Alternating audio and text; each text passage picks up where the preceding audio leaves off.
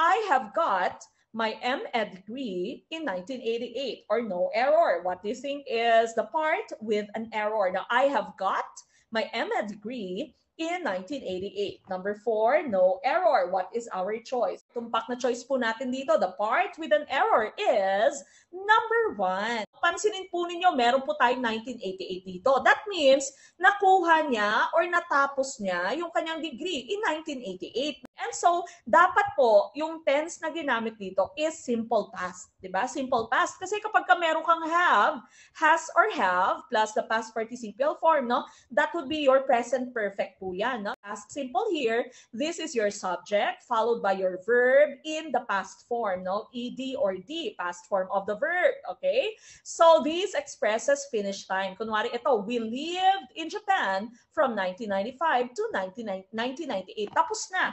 It's all done. But when you are using your present perfect, you have to use the subject followed by the has or have. Now, has or have, your modal verbs, plus your verb in the past form. Now, usually we say your past participial form. No? So this describes unfinished time. Kunwari, you say, I have worked as a teacher since 2011. That means, nag-umpisa in 2011 and until now, guro ka pa rin.